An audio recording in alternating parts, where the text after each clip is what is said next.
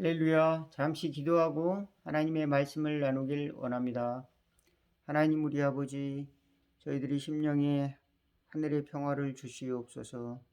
저희들의 심령에 하나님의 강같은 평화를 주시사 많은 사람들이 걱정하고 질문할 때 저희들 하나님의 평안이 넘치고 그로 인해서 하나님의 지혜가 살아날 수 있도록 하나님의 역사가 저희 안에서 먼저 일어나는 은혜가 있게 하여 주시고, 또 하나님의 뜻을 향하여 달려갈 수 있는 저희들의 의지가 샘솟을 수 있도록 하나님을 찬양하며 마음이 외롭고 괴롭고 고통스러운 사람에게 한 발 더 나아갈 수 있는 용기를 더하여 주옵소서. 이 시간도 추운 겨울에 아무도 찾아오지 않는 곳에 고독하게 지내는, 고통스럽게 지내는 사람이 있습니다. 하나님이 계신가 의심하면서 고독하게 살아가는 사람들에게도 복음이 증거될 수 있도록 도와주시옵시고, 거리에서 방황하며 갈 곳이 없는 사람들에게도 하나님의 은혜가 전달될 수 있는 역사가 이 땅에서 이루어질 수 있도록 도와주시옵소서. 예수님 믿는다고 하면서 늘 방황하는 우리 믿는 사람들, 다시금 돌아오는 하나님의 참된 자녀로 돌아오는 은혜도 늘 있어지도록 도와주시옵소서. 예수님의 이름으로 기도하옵나이다. 아멘. 오늘 함께 은혜 나누실 하나님의 말씀, 누가복음 5장 17절에서 27절에서 39절 말씀입니다. 제가 봉독해 올리겠습니다.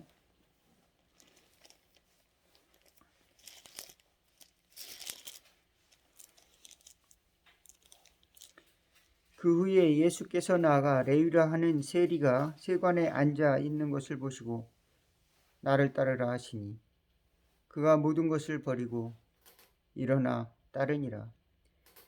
레위가 예수를 위하여 자기 집에서 큰 잔치를 하니 세리와 다른 사람이 많이 함께 앉아 있는지라.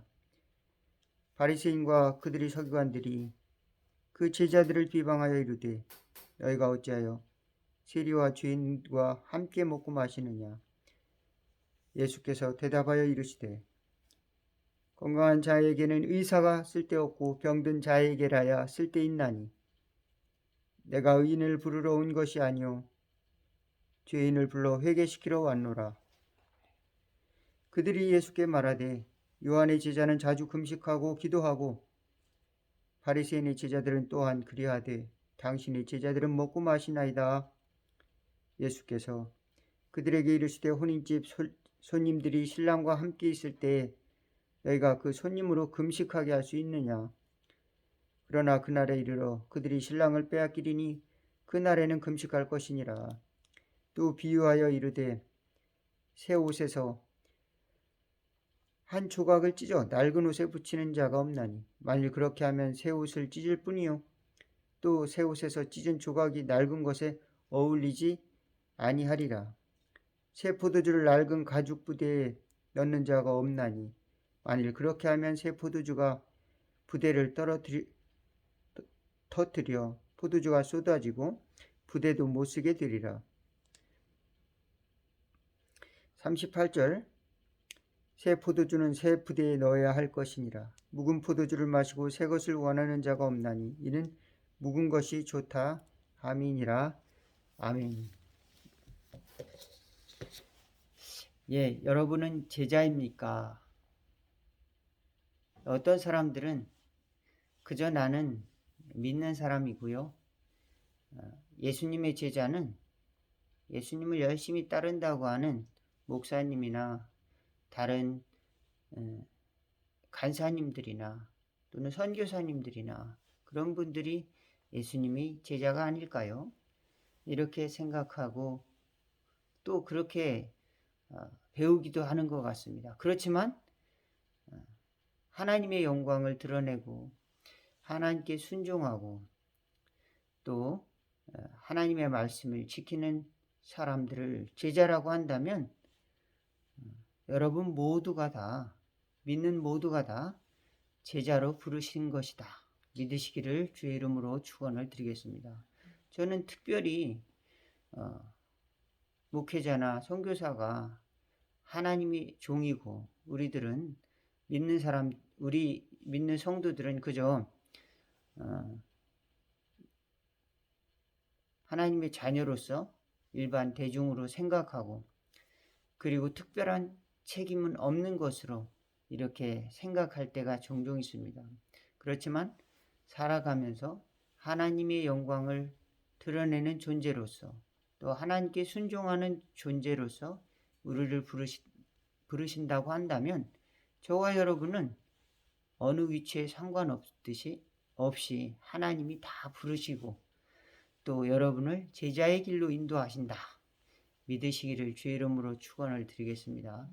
그런 의미에서 목회자가 하나님께 순종하지 않고 하나님께 영광을 돌리지 않는다면 그리고 다른 사람을 의로 가르친다고 말로만 한다면 그것은 제자가 아니라 오늘 성경에 말씀한 대로 예수님이 제자를 부르시기 위해서 세리들과 같이 잔치집에 갔는데 그들을 말씀을 어긴다고 비방한 바리새인들과 같은 그런 존재가 될 수밖에 없을 것입니다. 그렇다면 성경이 말하고 있는 제자는 어떤 길을 가야 되는가? 제자의 모습은 어떤 모습일까? 제가 세 가지로 생각해 보았습니다. 첫 번째는 하나님이 찾아오셔야 제자가 된다. 말씀을 드립니다. 우리는 우리 스스로 하나님의 영광과 또 하나님께 순종하는 법을 몰라요. 하나님의 영광이 어떠한 것을 잘 깨닫지 못합니다. 그 깊이와 높이와 넓이를 조금이나마 알까요? 하나님의 은혜를 다 우리는 알지 못합니다. 하나님의 영광스러운 그 능력과 지혜도 다 알지 못하고 내가 하나님에 관한 여는 내가 전문가다 라고 할 사람이 있을까요?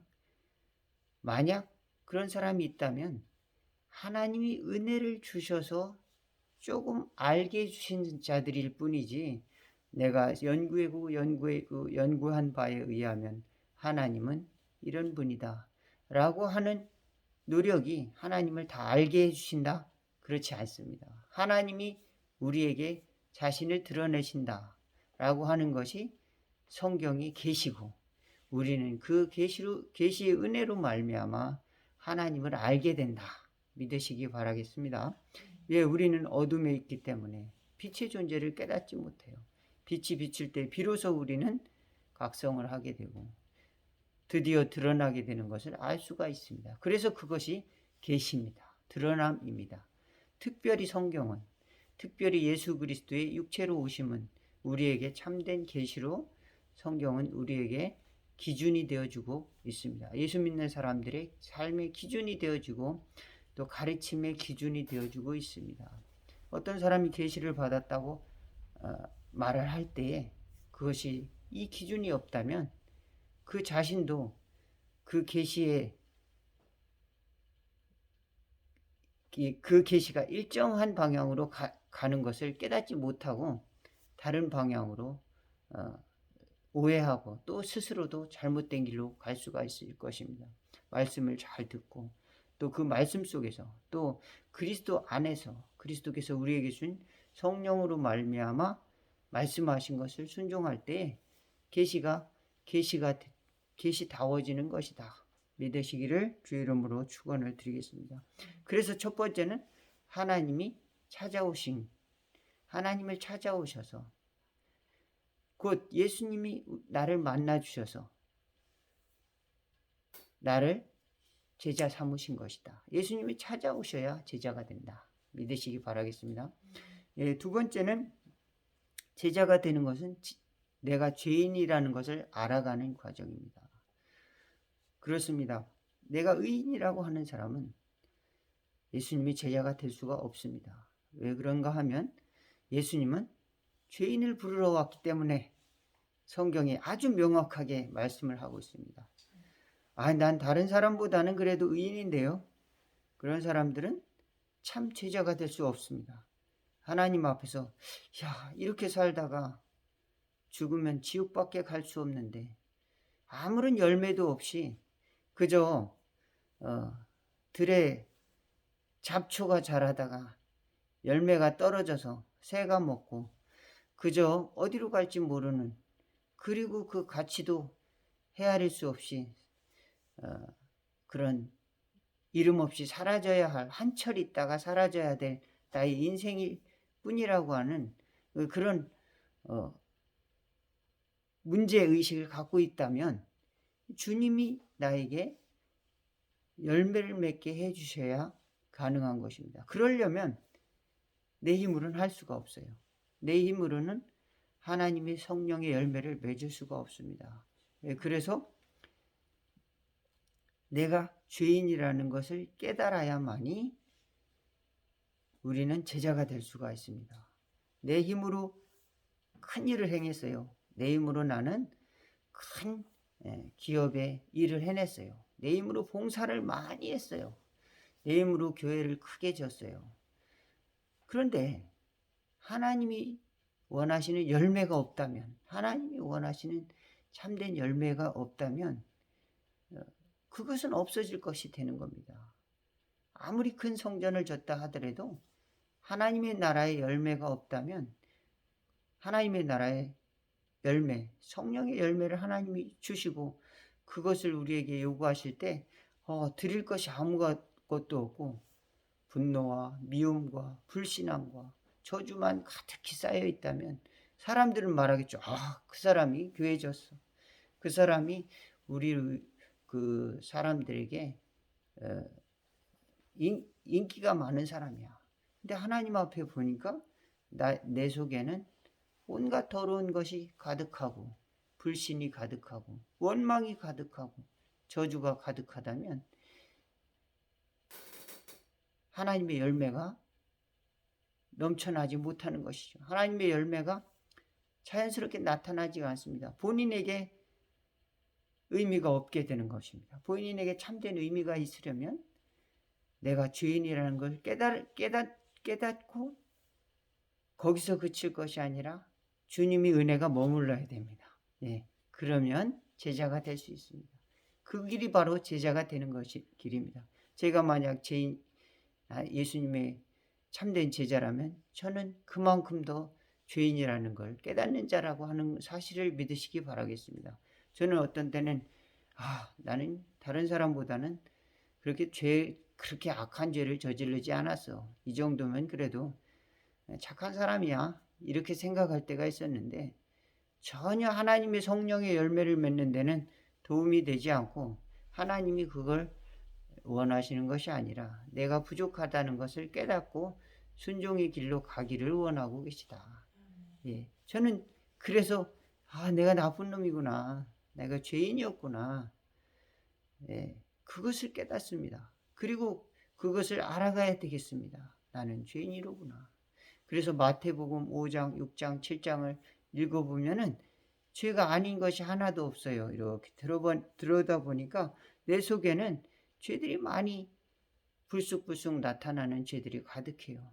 그래서 주님, 이것도 문제고 이것도 주님의 은혜가 아니면 안 되겠고 이것도 주님의 은혜가 아니면 안 되겠습니다.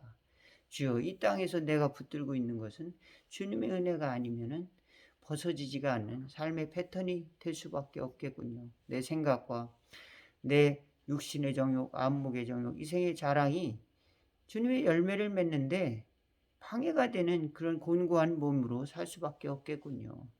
참으로 나는 제자가 아니고 참된 목사가 될 수가 없겠군요. 성령으로 말미암고 하나님의 은혜가 머물지 않는 이상 나는 사람들에게 목사라고 하는 것을 자랑할 수가 없겠군요.